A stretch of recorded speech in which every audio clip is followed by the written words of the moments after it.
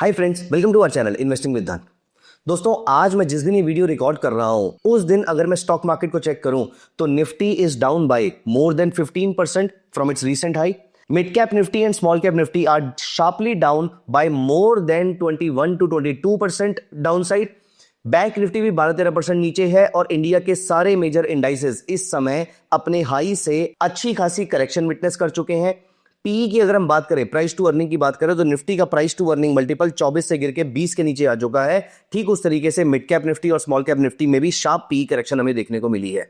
दोस्तों, आज की डेट में मैं जिस दिन वीडियो रिकॉर्ड कर रहा हूं उस दिन की अगर हम डेटा की बात करें तो बहुत सारे लोगों ने अपनी एसआईपी रुकवा दी है, बहुत सारे लोगों ने रिडेम्पशन करनी शुरू कर दी है। डोनाल्ड ट्रंप और या फिर मैं ये बोलूं कि US, China, Mexico, Canada, India, इन सब में ब्रॉडली एक ट्रेड टैरिफ वाली या फिर टैरिफ वॉर वाली सिचुएशन चल रही है।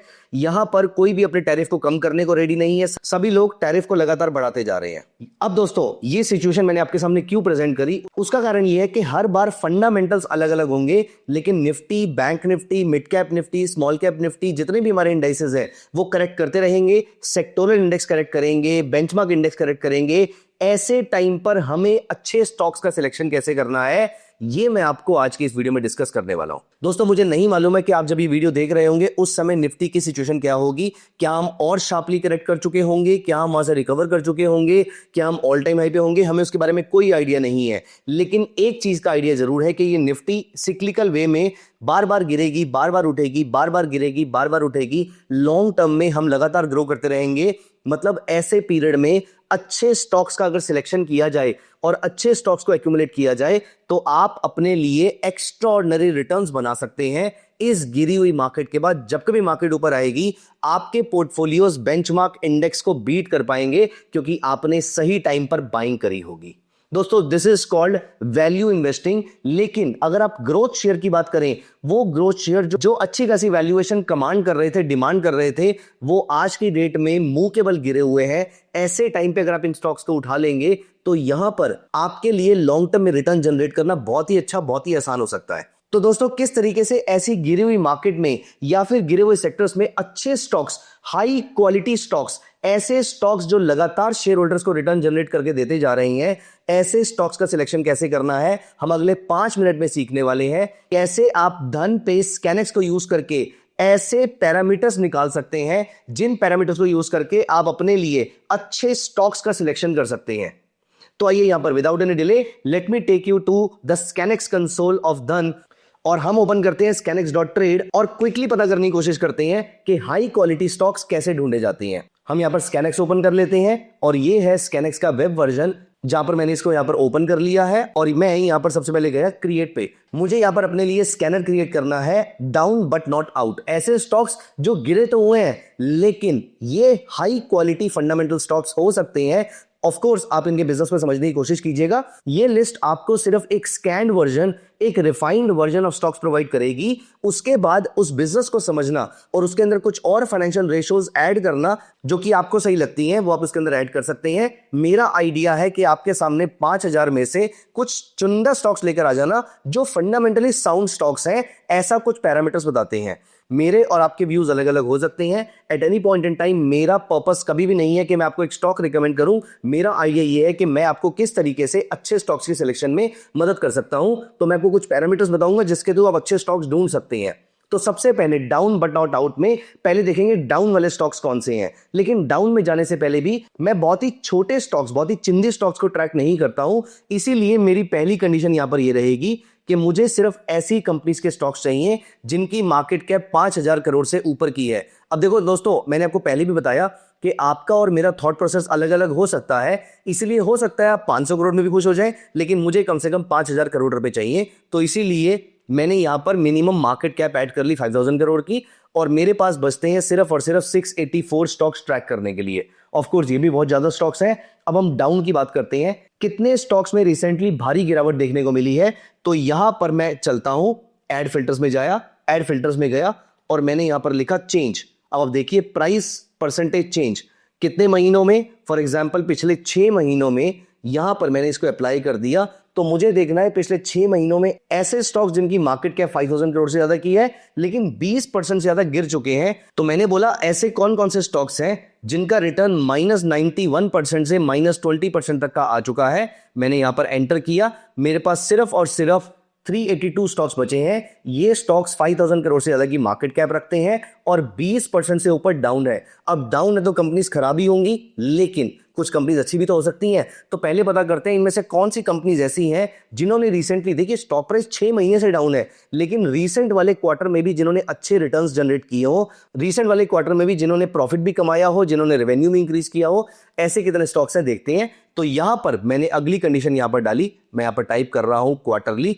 और आप देखिए Y on Y last quarterly sales growth rate and Y O Y last quarterly profit growth rate. तो ऐसी कितनी कंपनीज हैं जिनका रेवेन्यू और प्रॉफिट दोनों बढ़ा है पिछले क्वार्टर के अंदर। तो मैं कहता हूं कि मुझे चाहिए कम से कम 15% से ऊपर का रेवेन्यू ग्रोथ रेट।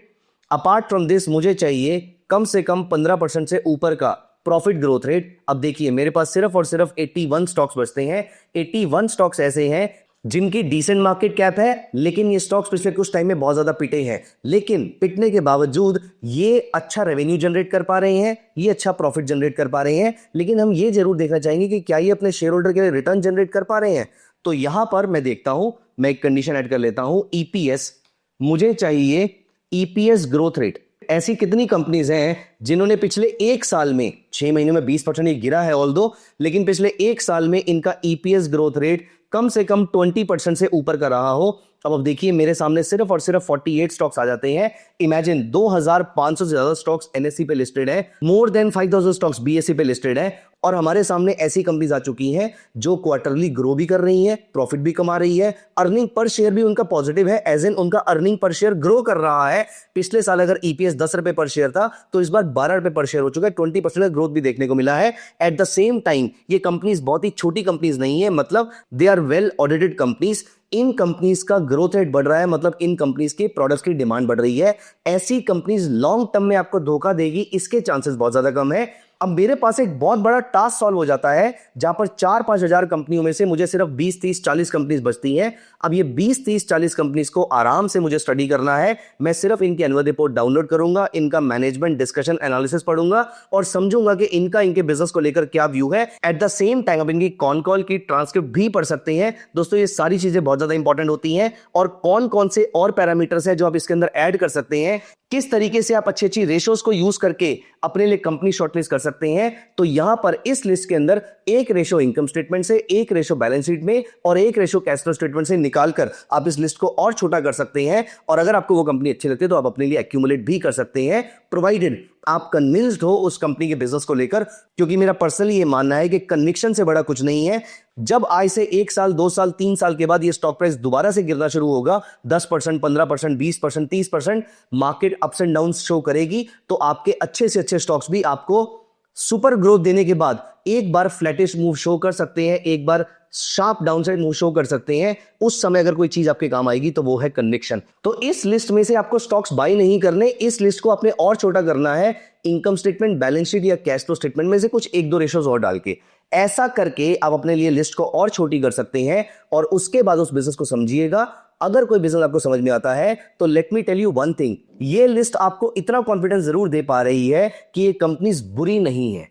हाँ, बिजनेस साइकिल बाद में बदल जाए वो एक अलग बात है, उसके लिए हम किसी और दिन बात करेंगे कि ये पीरियड कैसे निकाला जाता है कि जब बिजनेस साइकिल कंपनी की पलटती है तो किस तरीके से सनराइज सेक्टर्स या सनसेट सेक्टर्स निकाले जाते हैं, पता किया जाता है कि इनका वक्त शुरू होने वाला है या इनका वक्त खत्म हो रहा है। इसके ऊपर मैं किसी दिन और एक सेपरेट वीडियो लेकर आऊंगा। अगर आप उसमें इंटरेस्टेड है तो मुझे कमेंट्स में जरूर मेंशन कीजिएगा, how to find sunrise sectors and how to find sunset sectors. I will be very happy talking to you in another video. लेकिन आज एटलीस्ट आपके सामने एक ऐसी लिस्ट आ गई है जिसके थ्रू आपको क्वालिटी स्टॉक्स मिल गए हैं। अब इन कंपनीज को पढ़ना शुरू कीजिए और जो कंपनी आपको अच्छी लगती है आप उसमें एक्यूमुलेशन स्टार्ट कर सकते हैं।